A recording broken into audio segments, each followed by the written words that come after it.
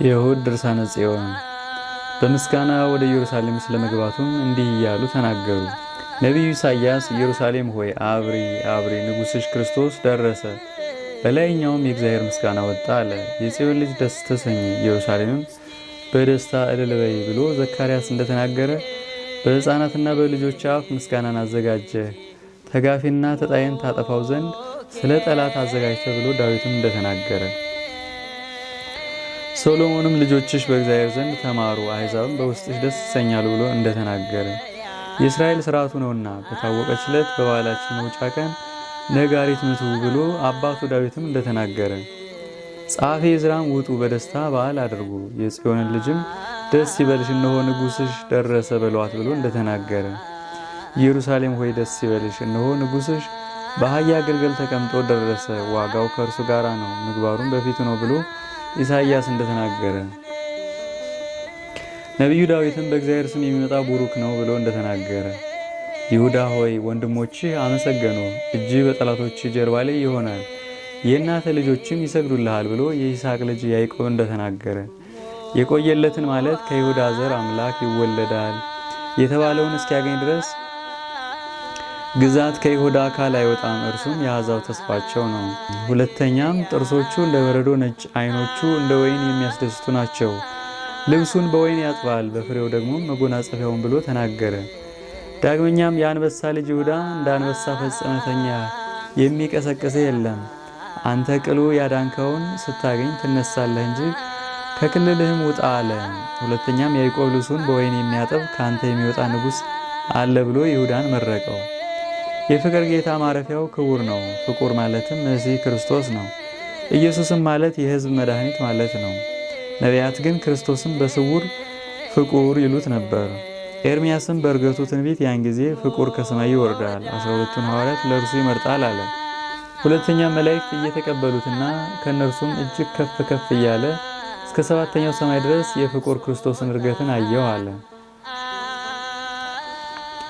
ዳዊትም ፍቁር ጌታ ግን ስልጣኑ አንድ እንደሆነ እንደ ወልድ ነው። ዳግመኛም ከስልጣኖቹ ይልቅ ስልጣኑ አንድ የሆነ ለብቻዬ ነው አለ።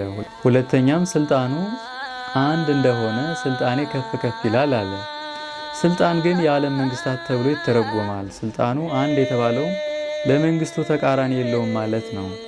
ነገስታትን የሚገዛ እግዚአብሔር ቢወድ ይሾማል፣ ባይወድ ይሽራል። በስልጣናቸው ከጸኑት ከነሱ ይልቅ ደስ አሰኛለሁ እንዳለ ዳዊት ይህ የተባለም ከነገስታቱ ክቡራኖች አንተ ትከብራለህ፣ ደስም ትሰኛለህ። ስልጣን በእጁ የተያዘ በኃይሉ ጽናት ወዳጅን አደረገ ብሎ ዕንባቆም እንደተናገረ ይህንም ማለት የነገስታትን ስልጣን የያዘ አምላክ ለዓለሙ ሁሉ ሕይወት መሃል እጁን ተቸነከረ ማለት ነው። ክርስቶስ በተወደደው በኃይሉ ጽናት ያደረገው ታምራትን በውስጣቸው ተይዟል ማለት ነው። ስለ ይሁዳ ረሲ ክፋትም ነቢያት ትንቢት ተናገሩ። ዳዊትም አመፀኛ ሰውን ክፋት ለማጥፋት ታድነዋለች። ሁለተኛም የተንኮል ድካሙ በራሱ ላይ ይመለሳል፣ በደሉም በመሃል ራሱ ላይ ትወርዳለች አለ። ሰነፍና አመፀኛ ሰው ቅን ባልሆነው ጎዳናው ይሄዳል ብሎ ልጁ ሰሎሞን እንደተናገረ እርሱ ግን በዓይን ይጠቅሳል፣ በእግርም ይጨምራል፣ በጣቱ ጥቅሻና ከንፈሮቹን በማድነንም ምልክት ይሰጣል። ወንጀለኛ ልብም እንደዚህ ሰው በጊዜው ሁሉ በበደል ደም ማፍሰስንና መገደልን ክርክርንም ያመጣል። ከስቃይም አያመልጥም። የበደል ነገር በላዩ አወጡ። የተኛስ ከእንግዲህ አይነቃምን?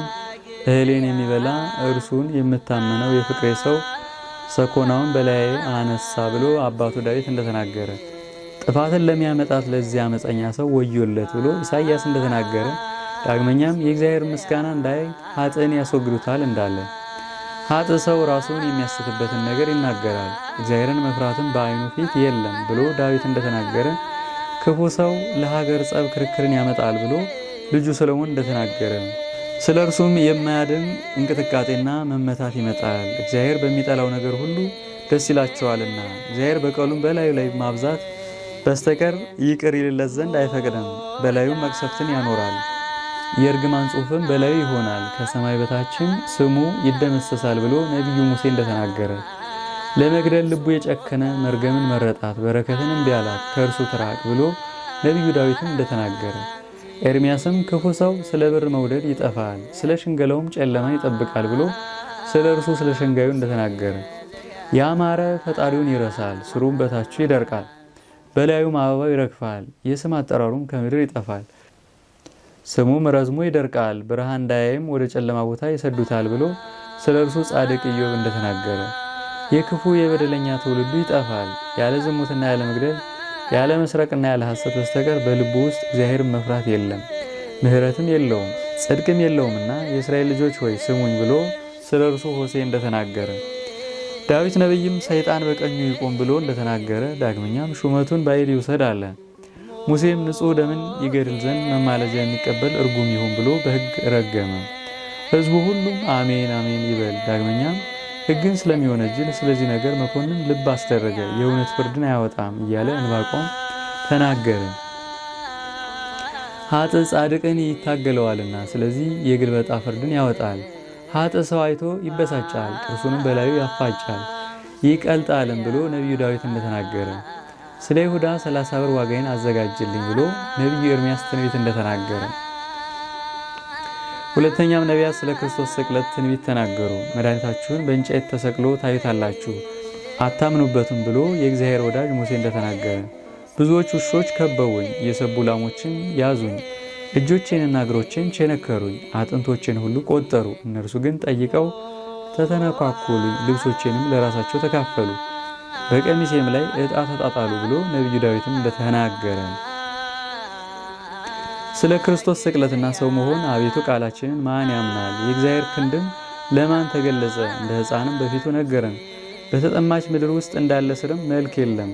አስተያየቱም የተናቀ ከሰውም ሁሉ የተዋረደ ሰው የተገረፈና የታመመ ነው ብሎ ኢሳይያስ እንደተናገረ ፊቱን መልሰዋልና ጎተቱት አስተሐቀሩትም። ለእኛ ከባድ ነውና ምግባራችንም ይመረመራልና ለሕሊናችን ስድብ ሆኖናልና ጻድቁን እንግደለው እንዳለ ሰሎሞን በኃጢአታችንም ለእርሱ ያጸየፍን ሆን። ዳግመኛም ልጄ ሆይ ንጹሕ ደም ቀብረን ብርበራውን እንውሰድ፣ ለሁላችን አንድ ከረጢት ይሁነን። ና ከእኛ ጋር ቢሉ የፈጠራቸውን የረሱ ሰዎች አያስቱ፣ ከማሰሪያቸው ራስህን አስወግድ አለ። ወፎች ወጥመድን የሚያገኙ በከንቱ አይደለምና በመብሌ ውስጥ ሐሞት ጨመሩ፣ ለጥማቴም የመጻጻ ብሆ አጠጡኝ ብሎ ዳዊት እንደተናገረ ኢሳይያስም እርሱ ደዌያችንን ተቀበለ ሕማማችንንም ተሸከመ፣ በቁስሉ በሕማሙ ተፈወስን ብሎ እንደተናገረ እርሱ ግን በሕማሙ ጊዜ አፉን አልገለጠም። በሚሸልተው ፊት ይታረድ ዘንድ እንደ በግ መጣ። ሰውነቱን እስኪይዙትና ልደቱን እስከማያውቁት ድረስ እንደዚያው በሕማሙ ጊዜ አፉን አልገለጠም። በሕዝቤ ኃጢአት ምክንያት እስከ ሞት ደረስኩ፣ ከእስራኤል ልጆች ወገን ያከበሩትን የክብሩን ዋጋ 30 ብር ወሰዱ ብሎ ነቢዩ ኤርምያስ እንደተናገረ እግዚአብሔርም ንጹሕ ሆኗልና በማቅለጫ ውስጥ ጨምረ በእሳት ፈትነው አለኝ። እግዚአብሔር እንዳዘዘኝ እናገር ዘንድ ለሰሪ እርሻ አድርጋችሁ ስጡት፣ ከሚበድሉ ጋር ቆጠሩት፣ ለሞትም አስያዙት ብሎ ኢሳይያስ እንደተናገረ ነቢዩ ዳዊትም በበደል የሚጠሉኝ ብዙ ስለ መልካም ነገር ክፋትን መለሱልኝ ብሎ እንደተናገረ የወጉት ያዩ ዘንድ አላቸው ብሎ ነቢዩ ዘካርያስ እንደተናገረ ስለ ምጽአቱና ስቅለቱ ስለ ሞቱና ትንሣኤው ወደ ሰማያት ስለማረጉና በምስጋና ዳግመኛ ዓለምን ለማሳለፍ ስለመምጣቱ ከተነገረውና ከተመሰገነው የነቢያት ትንቢት ይልቅ የቀረበ ብዙ ነው። ነገር ግን ሰምታችሁ ለምታምኑና ልብ ለምታደርጉ ሰዎች የነቢያትን ትንቢት ጥቂቷን ጠራን፣ በወንጌል መራሃን፣ በነቢያትም አረጋጋሃን ተብሎ በሐዋርያት እንደተነገረ እያንዳንዱ እኛ ተናገርን። የነቢያት ትንቢት የተጠራጣሪን ሰው ሃይማኖት ያቀናል። ሁለተኛም ስለ ትንሣኤው እግዚአብሔር ዛሬ እነሳለሁ መድኃኒትም አድርጌ እገለጥበታለሁ አለ ብሎ ዳዊት እንደተናገረ ዳግመኛም አቤቱ ተነስተህ ምድርን ግዛት፣ በአሕዛብ ሁሉ ምስጋናን አንተ ትወርሳለህና። ሁለተኛም አቤቱ ተነስተህ እርዳን፣ ስለ ስምህ አድነን ብሎ ተናገረ። እግዚአብሔር ይነሳል፣ ጠላቶቹ ይበተናሉ፣ ባለጋሮችም ከፊቱ ይሸሻሉ ብሎም ደገመ።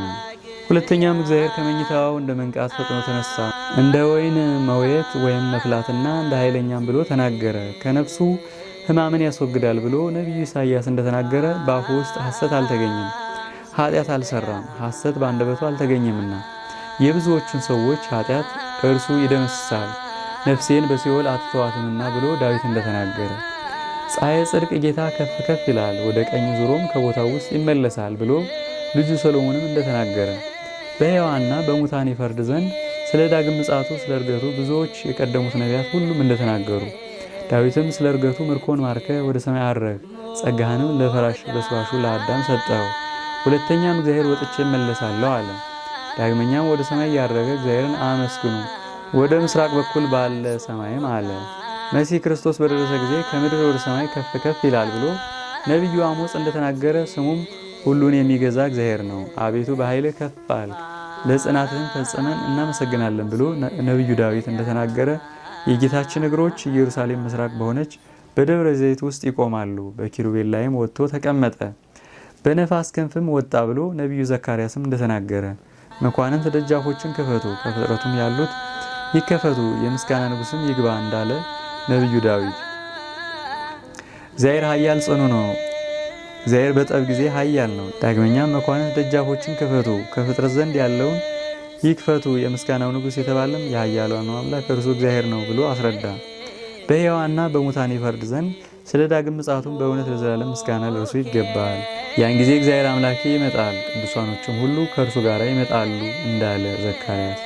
እግዚአብሔር ፈጽሞ ተናገረ፣ መቼም መች ይህም ሰማው፣ የእግዚአብሔር ይቅርታ ነውና፣ አቤቱ ኃይልም ያንተ ነው፣ ለሁሉም እንደ ሥራው ትከፍለዋለህና ብሎ ዳዊት እንደተናገረ።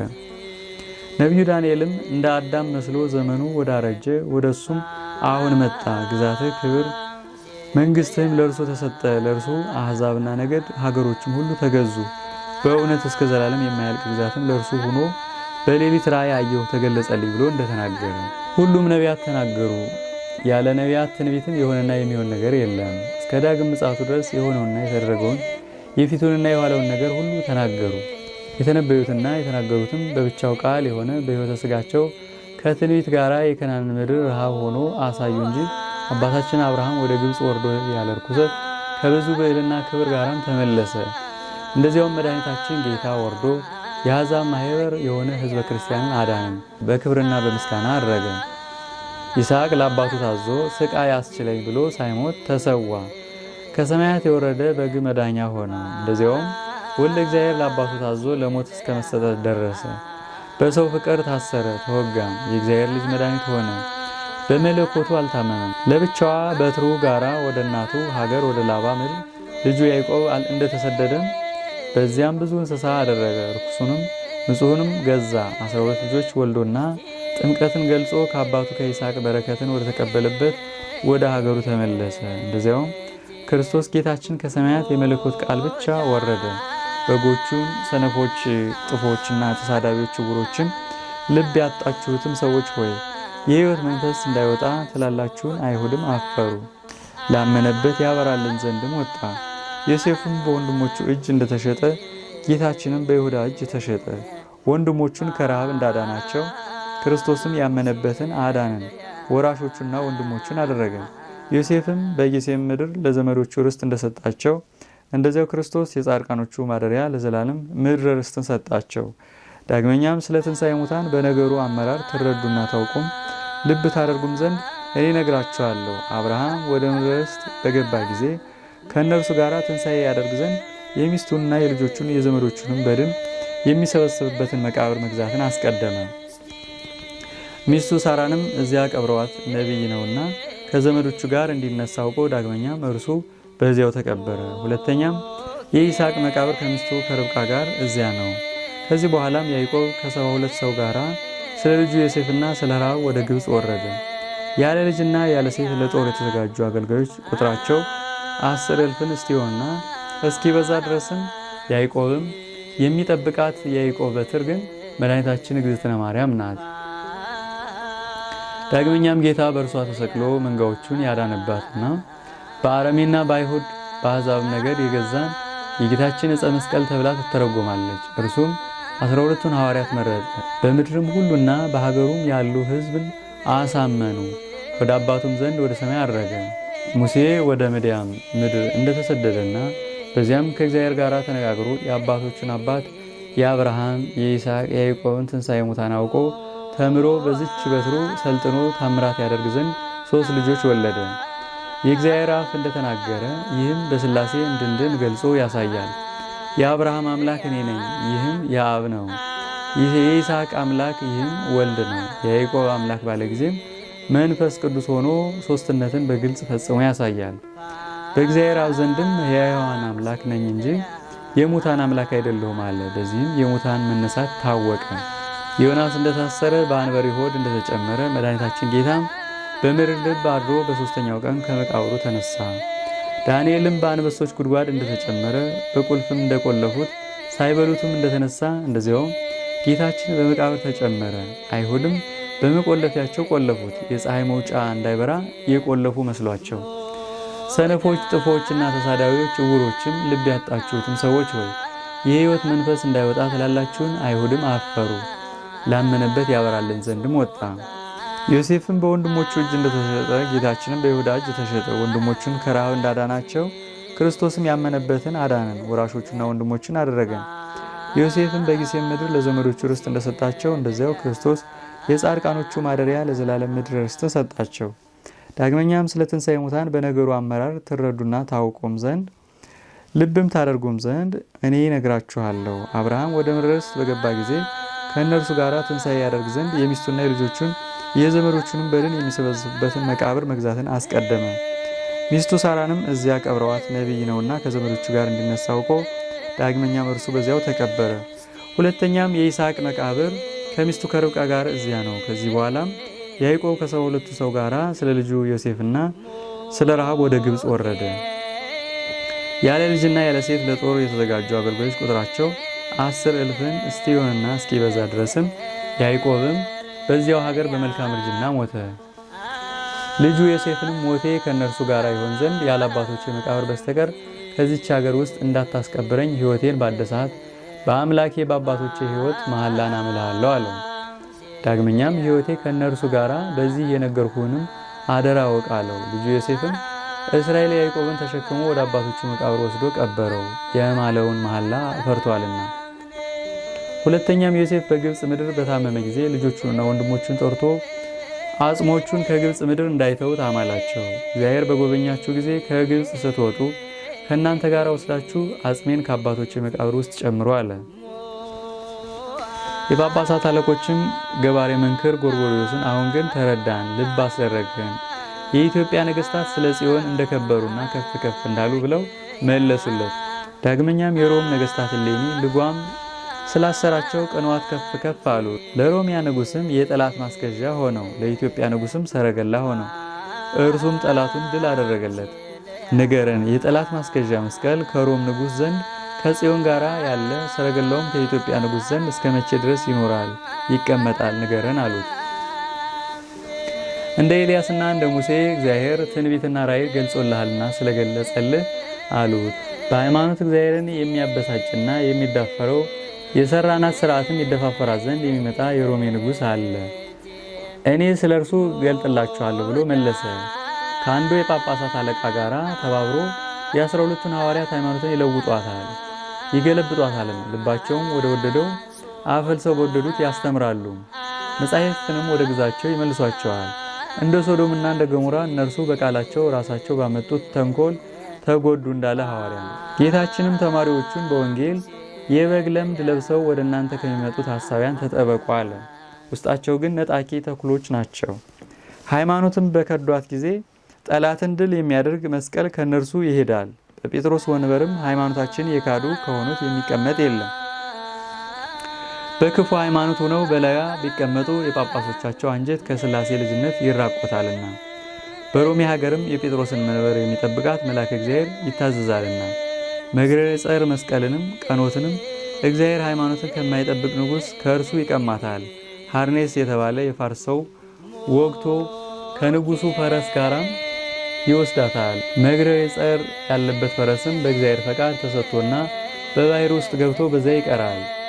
ቀኖት ግን በሰማይ ደመና ከፍ ባለ ምስጋና ክርስቶስ ዳግመኛ እስኪመጣ ድረስ በዚያ ታወራለች። ይህንን በጉድጓድ ውስጥ ሳለሁ እግዚአብሔር አሳየኝ። የሰማይ ሙሽራ ስለሆነች ስለ ጽዮንና ስለ ኢትዮጵያ ስለሚሄድበት ሰረገላም አምላኬ ልበኛ ባደረገኝና በገለጸልኝ ነገር እኔ ነግራችኋለሁ። በቀናች ሃይማኖት እስከ ምጽአት ትኖራለች። ከሐዋርያት ቃል የምታዘነብል አይደለችም። እኛ እንደሰማነውም እስከ ዓለሙ ማለቂያ ድረስ ትኖራለች አላቸው። ሰማሌል ይኸውም ሐሳዊ መሲህ በመጣበት ጊዜ የኢትዮጵያ ሃይማኖት ያይደለ የሐሳዊ መሲህ ሃይማኖት ይነግራልን ብለው ገባሬ መንክርን ጠየቁት። ኢትዮጵያ እጇን ወደ እግዚአብሔር ትዘረጋለች ብሎ ዳዊት ተናግሮ የለምን? አይነገርም አላቸው። ይህን የዓለም ሃይማኖታችንና ስርዓታችን ከእኛ በፊት የነበሩ የሕግ መምህሮች የሐዋርያትን ቃል አይለውጡም ሲል ነው። የእግዚአብሔር የሕጉ ታቦት ጽዮን ቅድስትም ያን ጊዜ ጌታችን በደብረ ጽዮን እስኪቀመጥ ድረስ በዚያ ትኖራለች። በሦስቱ ማኅተም ማለት ሙሴ በይውጣ እንደቀረጻት ተዘጋጅታና ተሰርታ ለሁሉ ትታያለች። በሐዲስና በብሉይ መጽሐፍ አርዕስተ ነገሩ ሁሉ በእነዚህ በሦስቱና በሁለቱ ምስክርነት ይቆማል እንዳለ ሕይወታቸው ከአንተ ዘንድ ጠል ነውና ሙታን ይነሳሉ፣ በመቃብር ውስጥም ያሉት ይድናሉ ብሎ ኢሳይያስ ያን ጊዜ ተናገረ።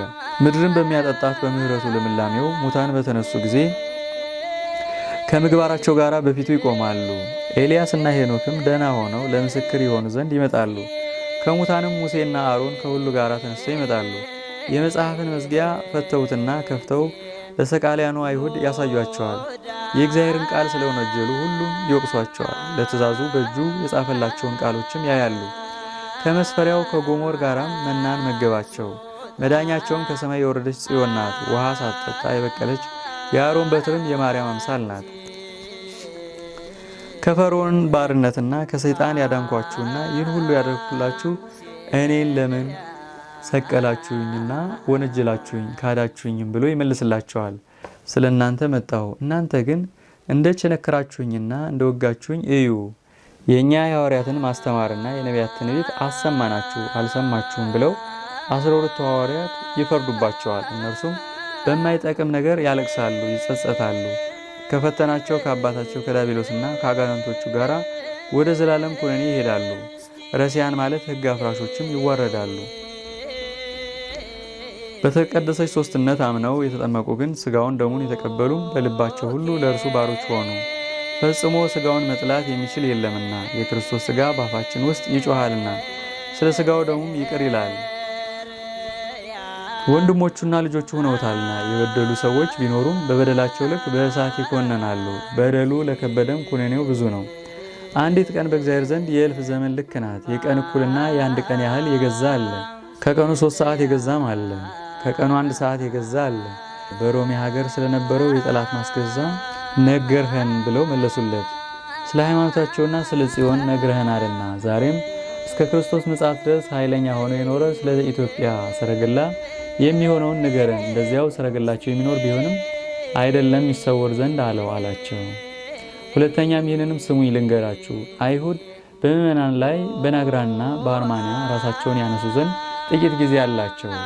ከዚህ ዘመን በኋላ ያሳልቃቸው ዘንድ በእግዚአብሔር ፈቃድ ይህን ያደርጋል። አርማንያ የአርማንያ አውራጃ፣ ናግራን የኢትዮጵያ አውራጃ ናትና የሮም ሰዎች ሳይክዱ ሃይማኖታቸው ቅን ሳለ የሮሚያ ንጉሥና የኢትዮጵያ ንጉሥ የእስክንድርያ ሊቀ ጳጳሳት አይሁድን ያጠፏቸው ዘንድ ይላላኩ ነበር። የእግዚአብሔርን ጠላቶች አይሁድን ያሳልቋቸው ዘንድም የሮሚያ ንጉሥ በይንያ የኢትዮጵያ ንጉሥም ፊንሐስ ላይ በጠብ ተነሱ።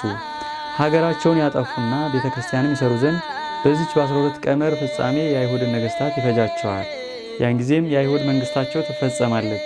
እስከ ሐሳዊ መሲህ ምጽአት ድረስም የክርስቶስ ሃይማኖት ትቀናለች። እነርሱ ማለት የሮሚያ ንጉሥ ዮስጦስና የኢትዮጵያ ንጉሥ ካሌብ ሁለቱም በኢየሩሳሌም ይገኛሉ። ሊቃነ ጳጳሳታቸውን ቁርባን ሰርተው ሃይማኖታቸውን አንድ አድርገው በፍቅር ይቆርባሉ። መጀመሪያ በዚህ መጽሐፍ አርዕስት እንደነገረን ከኢየሩሳሌም ምድር ግማሽ ይካፈላሉ፣ የፍቅር ሰላምታ መንሻም ይሰጣጣሉ። ሁለተኛም ስለ ፍቅር ከሮሜ ነገሥታት በሃይማኖት የመረጡትን አንድ ሰው የኢትዮጵያ ንጉሥ ይሉት ዘንድ ከአባታቸው ከዳዊትና ከሰለሞን ጋር የሚጠራ ስመ መንግሥት በዕጣ ያወጣሉ። እንደዚሁ የሮሜ ንጉሥም ከአራቱ ወንጌላውያን አምሳል አባቶቻቸው እንደ ዳዊትና እንደ ሰሎሞን የሮሜ ንጉሥ ይሰኝ ዘንድ የኢትዮጵያን ንጉሥ ስም ወስዶ ከዕጣ ውስጥ ይጨምራሉ። አራተኛ ግን በየሀገራቸው የመረጧቸውን 4 ሰዎች እንደዚህ ከተባበሩና ሃይማኖታቸውን ካቀኑ በኋላም አይሁድ እንዳይሻገሩ ይማከሩ ነበር። የኢትዮጵያ ንጉሥ ካሌብም ስሙ እስራኤል የተባለ የበኩር ልጁን በዚያ ትቶ በደስታ ይመለስ ነበር። ከቤተ መንግሥቱ በደረሰ ጊዜም እግዚአብሔርን እጅግ ያመሰግነው ነበር። ሥጋውንም ለምስጋና መስዋዕት አድርጎ ለአምላኩ ያቀርብ ነበር።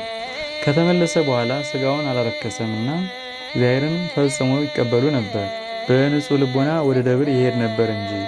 ስሙ ገብረ መስቀል የሚባል ልጁንም አነገሰ። እርሱ ግን ራሱን ከዓለም ከለከለ። የካሌብ ልጅ ለሆነው ለናግራን ንጉሥ በነገሩት ጊዜም ይነግስ ዘንድ ወደ ጽዮን ይመጣል። ገብረ መስቀልም ሰራዊቱን ይዞ በሰረገላ ይሄዳል። በሌባ ባህር ወደብ በተባለች ሀገር ዘንድም ተገናኝተው ይገዳደላሉ። ግድያው በጸናባቸው ጊዜም በአንዲት ሌሊት ሁለቱም ከምሽት እስከ ንጋት ይጸልያሉ። በአንብዕ ወደ እርሱ ባለቀሱ ጊዜም እንዲህ እያለ እግዚአብሔር ወደ ሁለቱ ጸሎትና ወደ ንጹሕ የአባታቸው ጸሎት ተመለከተ። እርሱም ታላቁም የአባቱን ፈቃድ ያደርግ ዘንድ ቆመ። እርሱም ታናሹንም አባቱ ይወደው ነበር። ወደ እግዚአብሔርም ጸለየ። ገብረ መስቀልንም ከሰረገላና ከጽዮን ለአንተ ምረጥ አለው። በአባቱ ዙፋን በግልጽ እንዲነግስና ጽዮንንም እንዲወስድ አስወደደው። እስራኤልንም ሰረገላን እንዲመርጥና በስውር እንዲነግስ እንዳይታይም አስወደደው። የእግዚአብሔርን ትእዛዝ ወደ ተደፋፈሩትም ሁሉ ይልከው ነበር። በድንኳን ይኖር ነበር እንጂ ቤት የሚሰራ የለም፣ የሚያደክም ድካምም የለም። በመንገድም ቢሆን ዘመናቸውም በሰባ ላይ 70 እጥፍ ድርብ ነው። እንደዚህም እግዚአብሔርን ወደ ጠላው ሕዝብ ይነድፉ፣ ቀስት ይስቡ፣ ይወጉ ነበር። ስለ ሰማያት ጽዮን ከፍታ እግዚአብሔር ለኢትዮጵያ ንጉሥ እንደዚህ ያለ ከምድር ነገሥታት ሁሉ ከፍታና ባለሟልነትን ክብርንም አደረገ። መንፈሳዊት ፈቃዱን እንድንሰራ እግዚአብሔር ያድርገን፣ ከመዓቱ ያድነን፣ ከመንግስቱም ያድለን፣ አሜን። በመንፈስ ቅዱስ ረድኤት እንደ እርሱ ተገልጾልሃልና በእውነት መልካም ተናገርክ ብለው መለሱ። የሆነውን ሁሉ ነገርኸን፣ ከሮሜው ከማቴዎስ መጽሐፍ ጋራም አስተባበርክ። በጊዜው ሁሉ ንጹሕ ቁርባንና መስዋዕት በውስጣቸው የሚሰራባቸው የእግዚአብሔር ከፍተኛ ሀገሮች ኢትዮጵያና መሪና፣ አርቃዲያና ታስታሲያ የተባሉ ቤተክርስቲያኖች የክርስቶስ ሙሽራ ስለሆኑት ለሁለቱም ሀገሮች የሚደረገውን ተናገርህልን። የሁላቸው የቅዱሳንና የሰማዕታት በረከት እግዚአብሔር ለዘላለም በእውነት ይስጠን። በእውነት ለዘላለም ንጉሳችን ክርስቶስ ነው፣ ሕይወታችንም በክርስቶስ ነው። ከሃይማኖት ወንጀለኞች ሰምታችሁ የዓለም ሁሉ መጠጊያ ዳግማዊት ኢየሩሳሌም የእግዚአብሔር ማደሪያ ገናና ሀገር በሆነች በአክሱም ምድር የሙሴ ጽላት የለችም ብላችሁ በልባችሁ የምትጠራጠሩ ሕዝበ ክርስቲያን ሆይ የገበዛ አክሱም የጽዮን እናታችንን የመቅደስ ተአምር ለመስማት እግዚአብሔር የልባችሁን ዓይን ያብራው፣ ይባርካችሁና ስሙ ልንገራችሁ። ጳጳሳችን ከሳቴ ብርሃን አቡነ ሰላማ ሳለ በአክሱም ነገሥት በአብርሃና በአጽብሃ ነገሥታት እግዚአብሔር ያደረገውን ድንቅ ታምር እወቁ፣ ልብ አድርጉ። የእናታችን የጽዮን የመምጣቷ ዜና ከኢየሩሳሌም ወደ አክሱም የሆነው ከታሪክ ነገሥታት ተጽፎ አለ። በአብርሃና በአጽብሃ መንግሥት በ13ኛው ዓመት የክርስትና ጥምቀት ወደ ኢትዮጵያ በአክሱም ምድር መጣ። በቅድስት ሥላሴ ስም አጠመቁን፣ የጌትነቱን ወንጌልንም ሰበኩልን። እስከዚያን ጊዜ ድረስም ቤተ ክርስቲያን በምድራችን አልታወቀችም ነበር። አብርሃና አጽብሃም ወደ ተራራ ወጥተው የገበዛ አክሱም የጽዮን እናታችን መቅደስ በሚሰሩበት ነገር በአንድ ሱባኤ ልክ ጸለዩ። ምስጋና ለእርሱ ይሁንና ጌታችን ኢየሱስ ክርስቶስም የጌታችን መርገጫ ከምትባል ደብር ከዚያች ውስጥ ወረደላቸው። በእውነት ተገልጾ አይተው በደብረ ታቦር ላይ ከሦስቱ ሐዋርያት ከጴጥሮስና ከዮሐንስ ከያዕቆብ ጋር ጌታችንን ቀድሞ ባዩት ጊዜ ሙሴና ኤልያስ ደስ እንደተሰኙ ፈጽሞ ደስ ተሰኙ። ጌታችንም አብርሃና አጽብሃን አሁን ልመናችሁን ጸሎታችሁን ሰማሁ። በሰማያዊት ኢየሩሳሌም አምሳል በዚች ባህር መካከል በገበዛ አክሱም ጽዮን በእናቴ ማርያም ስም ቤተ መቅደስን ስሩ አላቸው። ይህን ብሎም ከገነት መሬት አምጥቶ ነሐሴ 13 ቀን በውሃ ውስጥ ረጫት፣ ዘረጋትና መታየቷ ያማረ ምድርን ሆነች። ይህን ብሎም ከእነርሱ ተሰወረ። እነርሱ ግን በእግዚአብሔር ትእዛዝ የጽርን ብልሃተኞች አምጥተው የእናታችንን የገበዛ አክሱም ጽዮንን መቅደስ ሰሯት። በከበረ ዕንቁና በንጹሕ ወርቅም ሸለሟት። ያን ጊዜ በፈቃድ እግዚአብሔር 7 ቀን ሙሉ ወርቅ ዘንሞላቸዋልና እስከ ዛሬ ድረስ በመንገዱ የወርቁ ፍለጋ ምልክት ጥቂት ይገኛል። እነዚህ ነገሥታት ስራዋን በፈጸሙ ጊዜም ጌታችን ባረካት ቀደሳትም። ዝክሯን ላደረገና ወደ እናታችን ወደ ጽዮን ዘንድ የገሰገሰ የሄደ በመንግሥተ ሰማያት ከፍ ያለ ክብር ያገኝ ብሎ ቃል ኪዳን ሰጣቸው። ከሳቴ ብርሃን አቡነ ሰላማም ቁርባን ሰርቶ በእግዚአብሔር ቸርነትና ይቅርባይነት በእውነት ለነገሥታቱም ለሕዝቡም አቀበላቸው።